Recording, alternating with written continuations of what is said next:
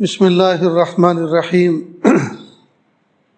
الحمد للہ وکفی وسلام علی عبادہ الذین اصطفی اما بعد اعوذ باللہ من الشیطان الرجیم بسم اللہ الرحمن الرحیم وذکر فإن الذکرى تنفع المؤمنین وقال رسول اللہ صلی اللہ علیہ وسلم انما الاعمال بالنیات سبحان ربک رب العزة عما یصفون وسلام علی المرسلین والحمد للہ رب العالمین اللہم صل علی سیدنا محمد وعلی آل سیدنا محمد مبارک وسلم اللہم صل علی سیدنا محمد وعلی آل سیدنا محمد مبارک وسلم اللہم صل علی سیدنا محمد وعلی آل سیدنا محمد مبارک وسلم۔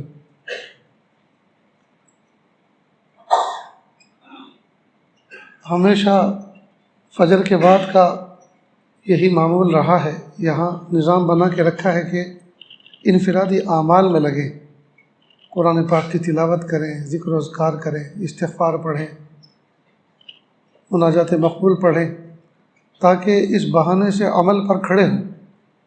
اس لیے کہ سننا سنانا تو بہت آسان ہے، اور زمانہ ہو گیا سنتے سناتے، تو پھر کرنا کرانا کب شروع ہوگا؟ سننا سنانا ہی اگر رہے گا تو پھر کرنا کرانا کب شروع ہوگا؟ لیکن ہمارے احباب نے اپنی مرضی سے یہ بھی نکال دیا کہ فجر کے بعد بھی کچھ سننا سنانا ہوگا۔ ان کی تعمیل حکم میں جب بڑے لوگ کچھ کہتے ہیں تو پھر چھوٹوں کو ماننا پڑتا ہے، اس لیے ان کی تعمیل حکم میں پھر یہ میں بیٹھ گیا ہوں بات کرنے کے لیے، ورنہ اس وقت بات کرنے کا معمول نہیں، بلکہ اس وقت تو خود عمل کرنے کا معمول۔ فجر سے پہلے میں نے قرآن پاک کے ایک پارے کی تلاوت کی، اور تقریباً پونا پارے کی ابھی تلاوت کی۔ اس کے علاوہ جو ذکر و اذکار ہوتے ہیں وہ الگ ہوتے ہیں۔ بھئی ہمیں بھی تو اللہ کو منہ دکھانا ہے، ہمیں بھی تو جنت کمانی ہے، ہمیں بھی تو اللہ کو راضی کرنا ہے، تو ہم عمل کریں گے تبھی تو کچھ ہوگا۔ تو عمل کرنے کے تو اللہ نے حکم دیا۔ تو امت کے اندر بے عملی کا مزاج بنا ہوا ہے، یعنی سنتے رہو سناتے رہو، ہم سنتے رہیں گے تم سناتے رہو، کرنا ہمیں کچھ نہیں، کرنے کی بات مت کرو۔ اس سے بڑا نقصان ہوتا ہے، اس سے بڑا نقصان ہوتا ہے۔ ہمیں چاہیے کہ ہم عمل میں لگیں۔ ایک ہفتے پہلے عاجز بیت اللہ کے سفر سے واپس ہوا، تو وہاں ہم نے اپنے ساتھیوں میں اس بات کا مذاکرہ کیا کہ بھئی اپنے آپ کو کام میں لگائیں۔ مکہ مکرمہ کے اندر کوئی شخص ایک مرتبہ استغفر اللہ کہے تو 1,00,000 مرتبہ استغفر اللہ کہنے کا اجر ملتا ہے۔ اپنے وطن میں شاید زندگی بھر بھی 1,00,000 مرتبہ استغفار نہ کرے، مکہ مکرمہ میں ایک شخص اگر 1 مرتبہ سورہ یاسین شریف پڑھتا ہے تو 1,00,000 مرتبہ سورہ یاسین شریف پڑھنے کا اجر ملتا ہے۔ زندگی میں شاید اپنے وطن میں 1,00,000 مرتبہ سورہ یاسین شریف نہیں پڑھ سکتا، اور جو وہاں 1 مرتبہ قرآن پاک پورا کرے تو 1,00,000 مرتبہ قرآن پاک پورا کرنے کا اجر ملتا ہے۔ کتنی بڑی سعادت کی بات ہے۔ اب اتنی فضیلت سن کر بھی اگر کوئی آدمی کچھ نہ کرے تو کتنا بڑا محروم ہے، کتنا بڑا محروم۔ اب 3 مرتبہ قل هو اللہ شریف پڑھنے پر اللہ تعالیٰ 1 پورا قرآن پاک پڑھنے کا اجر عطا فرماتے ہیں۔ یہ اعزازی اجر ہے۔ تو اگر کوئی آدمی صبح سے شام تک قل هو اللہ شریف کثرت سے پڑھتا رہے جی، تو ہر 3 مرتبہ کے مقابلے میں 1 قرآن پاک جی، اور وہاں 1 قرآن پاک کا اجر 1,00,000 کے برابر۔ تو اس کو تو سب کیلکولیٹر فیل ہو جائیں گے، اللہ پاک کتنا اجر عطا فرمائے۔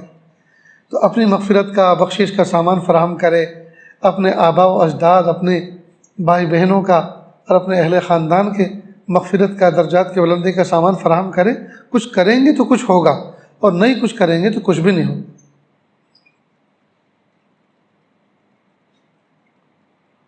اللہ کے محبوب صلی اللہ علیہ وسلم نے ہمیں ایک نسخہ بیان فرمایا، انما الاعمال بالنیات، کہ اعمال کا دار و مدار تو نیتوں پر ہے۔ ایک بہت اہم مضمون میں آپ کے سامنے کہنے جا رہا ہوں کہ اعمال کا دار و مدار نیتوں پر ہے۔ اب کئی مرتبہ ہر آدمی اپنے نفس اور اپنے باطن کی ترجمانی اپنے حساب سے کرتا ہے۔ مثلا بہت سے مذاہب کے اندر کپڑے نہیں پہنتے اور کپڑے پہننے کو دنیا سمجھتے ہیں، اور دنیا سے ان کو بچنا ہے، دنیا سے ان کو بچنا ہے، تو کہتے ہیں یہ جو کپڑے ہیں، کچھ تو سلے ہوئے کپڑے پہننے کو دنیا سمجھتے ہیں اور کچھ نفس کپڑے پہننے کو دنیا سمجھتے ہیں۔ تو پھر یہ جو اللہ پاک نے کاٹن کی کھیتی کی نعمت عطا فرمائی ہے اور آپ کے علاقے کے اندر جو روئی پیدا فرمائی ہے، تو سب بیکار ہے۔ اللہ نے کیوں پیدا فرمائی؟ یہ روئی تو اس لیے پیدا فرمائی تاکہ اس سے لباس بنایا جائے، اور لباس اس لیے تاکہ اس سے ستر چھپایا جائے۔ تو انہوں نے اپنے نزدیک اس بات کی تشریح کر رکھی ہے کہ کپڑا پہننا تن کے اوپر یہ گویا دنیا کو اختیار کرنا ہے، لہٰذا دنیا کو اختیار نہیں کرنا، ترک دنیا کرنا ہے۔ تو اگر ہم میں سے ہر آدمی اسی کو معیار بنا لے کہ جو پکا گھر بنائے گا، جو گھر کے دروازے کے سامنے گاڑی کھڑی رکھے گا، جو اچھے اچھے دسترخوان پہ کھانا کھائے گا، یہ دنیا دار ہے، اور جو پھٹے پرانے کپڑے پہنے گا، جھوپڑی میں رہے گا اور چٹنی روٹی کھائے گا، یہ اللہ کا ولی۔ اگر اس کو معیار بنا لیں تو کباڑا ہی ہو جائے گا دنیا کا۔ تو اس کا مطلب یہ ہوا کہ ہر بزرگ اور ہر ولی جس کی ابتدا چٹنی روٹی سے ہوتی ہے، جس کی ابتدا غربت سے ہوتی ہے، وہ تو ولی ہے، اور انتہا اللہ تعالیٰ فتوحات پر کرتے ہیں۔ ان مجاہدوں کی برکت سے انتہا فتوحات پہ کرتے ہیں، تو پھر آخری عمر میں تو کافر ہو جاتے ہیں گویا۔ لا حول ولا قوت الا باللہ۔ یہ اپنی اپنی پرائیویٹ لمیٹیڈ تشریحات کتنی بری ہے۔ اگر ایک آدمی ریاکاری کے ساتھ چٹنی کھا رہا ہے تو جو چٹنی غربت کی علامت ہے، اگر ریاکاری کے ساتھ چٹنی کھا رہا ہے تو یہ بھی اس کی تباہی کے لیے کافی ہے۔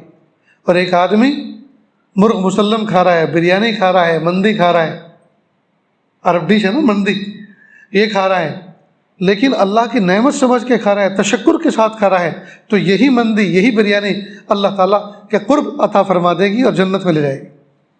نیتوں کے اوپر موقوف ہے، آپ کس نیت سے کون سی نعمت استعمال کر رہے ہیں۔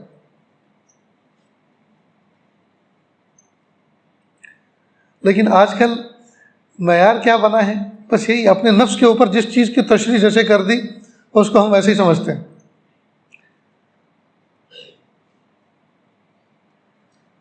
جس آدمی کے اندر کمانے کی صلاحیت تو ہے لیکن اپنی صلاحیتوں کو استعمال نہیں کرتا، کمانے کی صلاحیت تو ہے لیکن صلاحیتوں کو استعمال نہیں کرتا، جب صلاحیتوں کو استعمال نہیں کرتا تو اللہ تعالیٰ اس کی روزی میں اور اس کے کاروبار میں وسعت بھی نہیں دیتے۔ جب وسعت نہیں دیتے تو جتنے کاروبار والے لوگ ہیں اور جتنے وسعت والے لوگ ہیں سب کو یہ دنیا دار سمجھتا ہے۔ سب کو کیا سمجھتا ہے؟ یہ سب دنیا کے پیچھے پڑے ہیں، تو صرف تو دین کے پیچھے تو یہ دنیا میں ایک اکیلا ہے، باقی سب دنیا دار ہیں۔ پھر عثمان غنی رضی اللہ عنہ نعوذ باللہ دنیا دار تھے، ابوبکر صدیق رضی اللہ عنہ دنیا دار تھے۔ یہ کیسی تشریح ہے؟ اپنے اپنے مرضی کے اعتبار سے پرائیویٹ لمیٹیڈ۔ امام صاحب زمانہ ہو گیا 1 کلومیٹر سے پیدل چل کر آتے ہیں، نماز پڑھاتے ہیں، فجر میں آتے ہیں، دھوپ میں، چھاؤں میں، بارش میں، سردی میں، گرمی میں، اور پھر کسی نے ترس کھا کے ان کو الیکٹرانک بائک دلا دی۔ کہاں یہ پیٹرول اور ڈیزل بھرواتے پھریں گے، الیکٹرانک دلا دیتے ہیں، سستی پڑے گی۔ اب جو بھی باہر نکلا، ارے امام صاحب واہ اب تو تم اڑنے لگے، واہ امام صاحب اب تو تم اڑنے لگے، واہ بھائی واہ۔ تو ہر آدمی اعتراض کرتا ہے، حالانکہ اس بات پر خوش ہونا چاہیے کہ امام صاحب نے اتنے زمانے تک پیدل سفر کیا اور پیدل ہمیں آ کے امامت کرائی، اب اللہ پاک نے ان کو راحت عطا فرمائی ہے۔ یہ کام تو ہر ایک آدمی یہ سوچتا ہے یہ کام تو میرے ذریعے سے ہونا چاہیے تھا، لیکن میں یہ نہ کر سکا، بلکہ سوچ بھی نہ سکا، اور پتہ نہیں اللہ نے کس کے ذریعے سے یہ کام کرا دیا۔ تو بجائے اس کے کہ خود کو ندامت ہوتی اور اس پر اللہ کا شکر ادا کیا جاتا اور خوشی کا اظہار ہوتا اور نعمت پر اور جو ہے دعائیں دی جاتی اور ماشاء اللہ لا قوت الا باللہ کہا جاتا، اور آ کے پھاڑ پھاڑ کے نظر لگاتے اس کو تاکہ امام صاحب جائیں اور ایکسیڈنٹ ہو جائے، مر جائیں۔ کیا سوچ ہے دوستو، یہ کیا سوچ ہے؟ اگر اس طرح کی سوچ ہے تو یہ مرض ہے، مرض۔ اگر اس کی اصلاح نہیں کریں گے تو یاد رکھنا اللہ پاک نے جس سوچنے والے کو جو نعمتیں دے رکھی ہیں، اللہ پاک دینے پر بھی قادر ہے اور چھیننے اور لینے پر بھی قادر ہے۔ حسد جو ہے منع کیوں ہے؟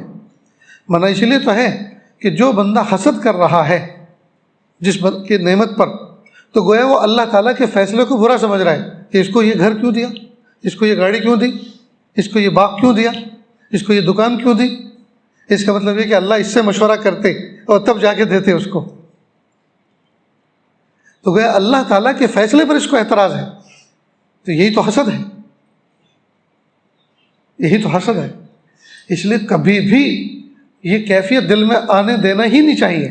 جب کسی کو نعمتوں میں دیکھیں فوراً کہ میرے پیارے اللہ، آپ نے وہ نعمت ان کو عطا فرمائی، اللہ ان کی نعمت میں بقا اور دوام عطا فرمائیے، اور پیارے اللہ مجھے بھی اس نعمت کی ضرورت ہے، اللہ مجھے بھی عطا فرمائے، مجھے بھی عطا فرمائے۔ غرض یہ کہ ہر آدمی دوسرے کی خوشیوں سے پریشان ہے، اپنے دکھ اور اپنی تکلیف سے پریشان نہیں ہے، دوسروں کی خوشیوں سے پریشان، اور جج بنا پھر رہا ہے کس کے پاس کیا ہونا چاہیے اور کس کے پاس کیا نہیں ہونا چاہیے۔ یہ تو اچھا ہے کہ اللہ پاک بندوں سے مشورہ کر کے فیصلے نہیں کرتے، ورنہ یہ بندے تو جینے ہی نہ دیتے، یہ دنیا میں رونق ہی نہ ہوتی۔ اس لیے ہر آدمی کو اپنے باطن کی کیفیت کیسی بنانی چاہیے؟ باطن کی کیفیت ویسی بنانی چاہیے جو اللہ اس کے رسول کو پسند ہو، جو اللہ اس کے رسول کو پسند ہو، یہ باطن کی کیفیت بنانی چاہیے۔ اور ہمیشہ اللہ تعالیٰ سے یہ مانگے۔ میں تو اپنی دعاؤں میں کہتا ہوں پیارے اللہ مجھے دنیا بھی ایسی عطا فرمائیے کہ دنیا والے میری دنیا کو دیکھ کر دین پر آ جائیں۔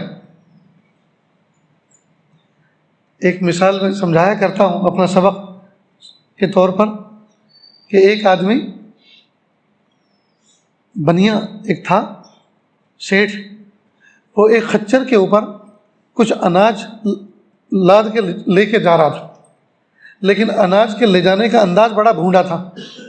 اس نے ایک گون کے اندر، ایک تھیلے کے اندر اناج بھرا اور اس کو کنارے سے باندھ کر ایک طرف لٹکا دیا اور رسی کو اس کے پیٹ سے لپیٹ دیا خچر کے، اور پھر بیٹھ گیا۔ اب وہ وزن جو ہے ایک طرف کو ہے، اب بڑی مشکل سے وہ خچر چل رہا ہے اور اوپر سے اس کو سانٹا بھی مار رہا ہے۔ تو ایک نوجوان جا رہا تھا اور کہا سیٹھ جی ٹھہریے، میں آپ کی خدمت کرنا چاہتا ہوں۔ کہا وہ کیا؟ کہ یہ جو آپ نے وزن اس طرح سے لادا ہے، خچر پہ وزن اس طرح سے نہیں لادا کرتے، میں اس طرح سے آپ کو لاد کے بتاتا ہوں کہ آپ کو راحت بھی ملے گی، جانور کو بھی کمفرٹیبل لگے گا، آپ کو بھی کمفرٹیبل لگے گا۔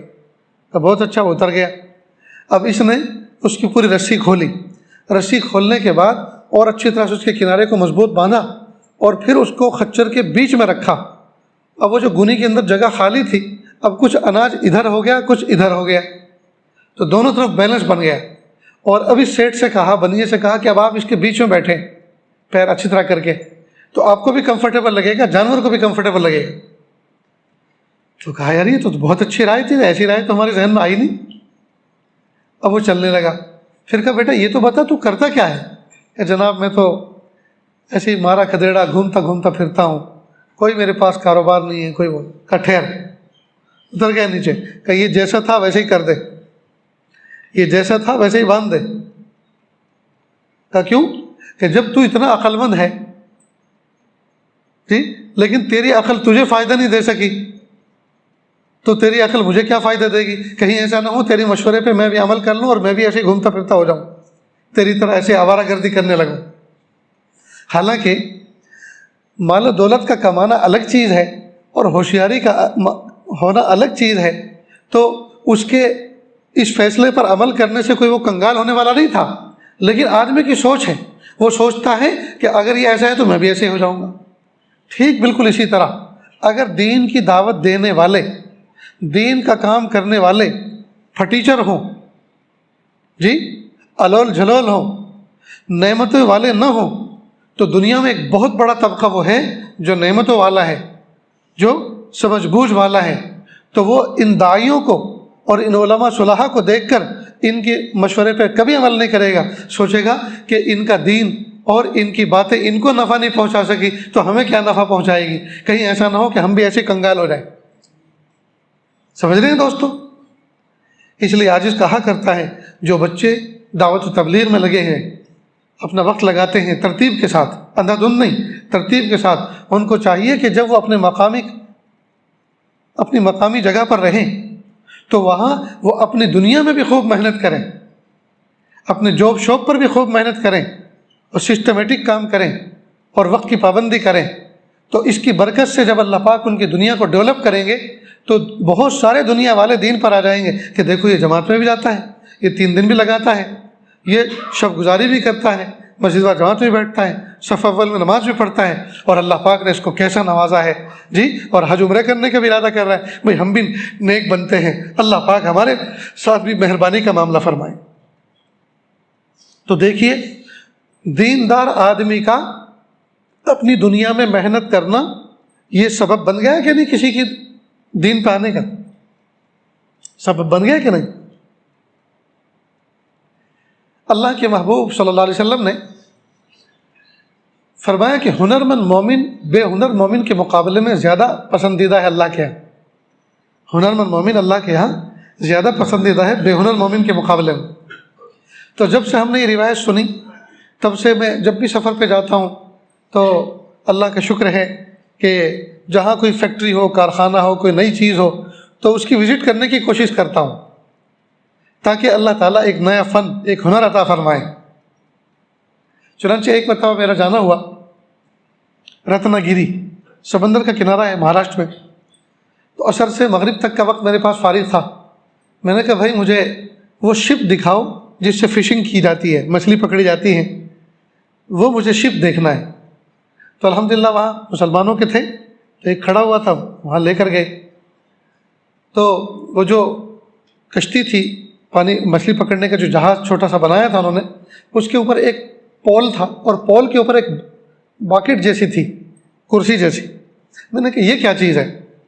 تو انہوں نے کہا کہ حضرت یہ وہ جو نشانچی ہوتا ہے جو شکار کرتا ہے اس کی بیٹھنے کی جگہ ہے۔ میں نے کہا وہ فائرنگ کرتا ہے مچھلی، ایک ایک فائرنگ کر کے گراتا ہے، یعنی شکار کرتا ہے کہ نہیں؟ کہ پھر تیر چلاتا کہ نہیں؟ کہ پھر کیا مطلب نشانچی کا؟ تو کہ اصل میں حضرت کچھ ماہر لوگ ہوتے ہیں، مال کی مارکیٹ میں کوئی ڈیمانڈ ہوتی ہے، مثال کے طور پر جھینگا ایک مچھلی ہے، ایک قسم ہے، تو کہ اس کی ڈیمانڈ ہے۔ اب آرڈر ملا ہے کہ بھائی 1 ٹن ہمیں جھینگے چاہیے۔ اب یہ شپ چلا جھینگا پکڑنے کے لیے، اب جھینگا سمندر میں کہاں ملے گا؟ تو وہ جو ماہر ہوتا ہے وہ بتاتا ہے کہ یہاں جال ڈال دو، اور جال کوئی معمولی نہیں ہوتا، بہت بڑا ہوتا ہے، یعنی آدھا ٹرک بھر جائے اس سے خالی جال سے اتنا بڑا ہوتا ہے۔ تو کہا کہ حضرت اس کو ڈالنے والے بھی کئی افراد ہوتے ہیں، اس کو کھینچنے کے بھی ایک سسٹم ہوتا ہے۔ تو جو چیز مطلوب نہیں ہے اس پر اگر جال ڈال دیا اور وہ پکڑ لیا تو مارکیٹ میں اس مچھلی کی تو ڈیمانڈ نہیں، لہٰذا اسی مچھلی پہ جال ڈالا جاتا ہے جس کی ڈیمانڈ ہے۔ تو اگر ہم جھینگا لینے کے لیے چلے تو جھینگے ہی پہ جال ڈالیں گے اور جھینگا ہی پکڑا جائے گا۔ میں نے کہا بھائی یہ کیسے ہو سکتا ہے کہ سمندر کے پانی میں جو مچھلیاں اندر پانی میں ہیں اور آپ جال ڈالیں گے اور صرف جھینگا ہی آئے گا؟ کہ حضرت یہ کمال اس شخص کا ہے جو اوپر نشانچی بیٹھتا ہے۔ میں نے کہا وہ کیسے؟ تو کہ اصل میں ہر مچھلی کے تیرنے کا انداز، ڈبکی لگانے کا انداز، اچھلنے کودنے کا انداز ڈفرینٹ ہوتا ہے۔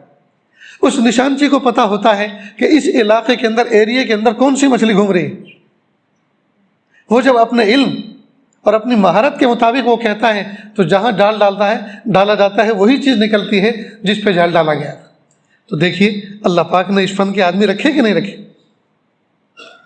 تو ہمیں پتہ چلا کہ دریاؤں کے اندر سے جو مچھلی پکڑی جاتی ہیں، مچھلی نکالی جاتی ہیں، اس کے لیے ماہر افراد ہوتے ہیں اور وہ وہی مچھلی نکال کے لاتے ہیں۔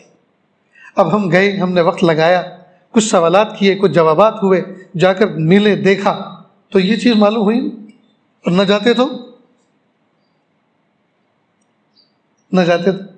دنیا کے جاہل آدمی ہوتے کہ نہیں، اس موضوع پہ کوئی بات ہوتا تو کچھ کہہ سکتے تھے۔ ہمارے ایک دوست ایک علاقے میں رہتے ہیں، ان کے علاقے میں دینی سفر ہوا، انہوں نے اپنے کسی ملنے والے سے ملایا، کہا ان کا کام جو ہے ہیرے کی تربیت کرنے کا ہے. ڈائمنڈ جو ہوتے ہیں، ڈائمنڈ کٹ لگانے، ڈائمنڈ بیچنے کا، یہ بہت بڑے بیپاری ہیں. میں نے کہا میں ان کا کارخانہ دیکھنا چاہتا ہوں جہاں یہ ہیرے کی پالش کرتے ہیں، اس کی تربیت کرتے ہیں. خیر بہت بڑا ماشاءاللہ کارخانہ، اللہ تعالیٰ ان کو بہت اچھا رکھے، ان کے رزق میں برکت عطا فرمائے. خیر اب وہاں گئے اور ہم نے ان سے مستقل سوالات کرنے شروع کیے کہ بھئی ہم نے یہ پڑھ رکھا ہے کتابوں میں کہ ہیرا انتہائی سخت جان ہوتا ہے، اس کو کوئی پتھر اس کو توڑ نہیں سکتا، کوئی چیز کو توڑ نہیں سکتی. ہیرا ہی آپس کو توڑتا ہے، تو اس کو آپس میں لڑایا جاتا ہے. کہاں وہ پرانا سسٹم تھا، جب ہیرے کو ہیرے سے لڑاتے تھے اس کے ٹکڑے ہوتے تھے اور وہ ٹکڑے جو ہے اٹھائے جاتے تھے اور ان کو پھر شیپ دیا جاتا تھا. وہ پرانا زمانہ. اب جو ہے میں نے کہا اب آج کل آپ CNC مشین استعمال کرتے ہیں، لیزر کٹنگ کرتے ہیں کہ جی ہاں. اب وہ ہمارے ساتھی سے کہہ رہے ہیں کہ یہ پرانے زمانے کی بات جانتے ہیں اور نئے زمانے میں جو ٹیکنالوجی وہ بھی جانتے ہیں، کیا ان کا بھی یہی کام ہے؟ یہ بھی کوئی کارخانہ چلاتے ہیں؟ یہ سوال ان کے ذہن میں کیوں آیا، یہ بات کیوں آئی؟ کیونکہ اللہ تعالیٰ نے مختلف فیلڈ کے اندر جانے اور مختلف علوم سیکھنے اس کا موقع عطا فرمایا. اور یہ تفریح تباہ کے لیے نہیں، نفسانیت کے لیے نہیں، عیاشی کے لیے نہیں، نالج حاصل کرنے کے نہیں، بلکہ اللہ کے محبوب صلی اللہ علیہ وسلم کی حدیث کا مصداق بننے کے لیے کہ ہنر مند مومن اللہ کو زیادہ پسندیدہ ہے بے ہنر مومن کے مقابلے میں. ایک جگہ ٹائر کی مولڈنگ کی فیکٹری تھی. ٹائر جب گھس جاتے ہیں تو اس کے اوپر ایک لیئر چڑھائی جاتی ہے. وہاں جانا ہوا. اب ہم نے ان کو کچھ باتیں بتانی شروع کی تو وہ سائڈ پہ کہتا ہے کہ ان کا بھی یہی کام ہے کیا؟ مولانا کا بھی یہی کارخانہ ہے؟ تو کہا نہیں کارخانہ نہیں ہے، وہ تو ایسے ہی بتلا رہے ہیں آپ. تو وہ حیران ہوا.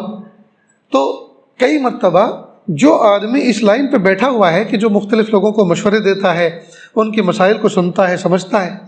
اب مثال کے طور پہ ایک نوجوان میرے پاس آئے اور وہ کہنے لگے کہ حضرت میں نے 35 سال جاب کیا ہے، اب میں بزنس کرنا چاہتا ہوں، تو آپ کی کیا رائے؟ میں نے کہا ہرگز نہیں.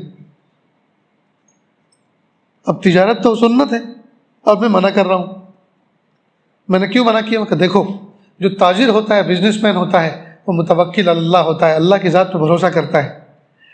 اور آپ کو 30-35 سال سروس اور جاب کرنے کی وجہ سے پیسے گننے کی عادت پڑ گئی. مہینے کے آخر میں آپ کو سیلری گننے کی عادت پڑ گئی ہے.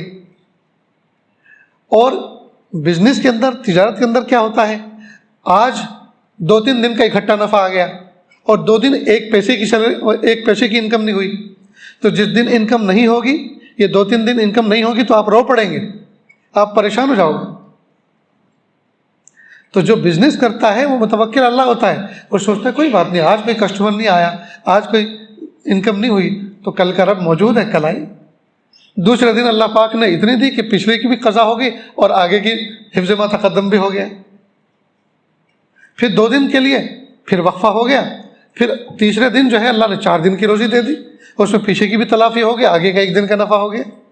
تو بزنس مین جو ہے وہ اللہ کی ذات پہ بھروسہ کرتا ہے اور بڑا دل لگتا ہے. جبکہ جو آدمی سیلری حاصل کرنے والا، نوکری پیشہ کرنے والا ہوتا ہے، اس کو مہینے کے آخر میں گننے کی عادت ہو جاتی ہے، اس سے یہ سب چیزیں برداشت نہیں ہوتی. اب یہ باتیں کیوں کہی گئی؟ تجربے کی بنیاد پر لوگوں سے ملے، مشورے ہوئے، باتیں ہوئی، تبھی تو یہ رائے ان کو دے سکے. اگر ہم اس لائن کی کوئی بات سیکھے ہوئے نہ ہوتے، سمجھے نہ ہوتے تو کیا مشورہ دے سکتے تھے؟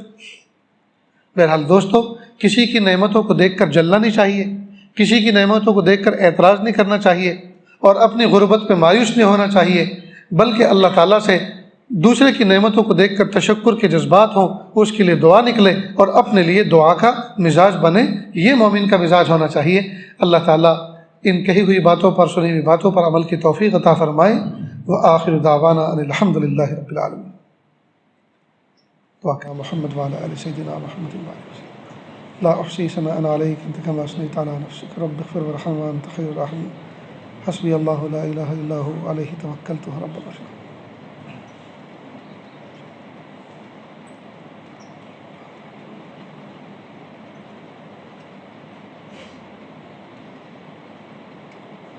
برحمتك يا أرحم الراحمين.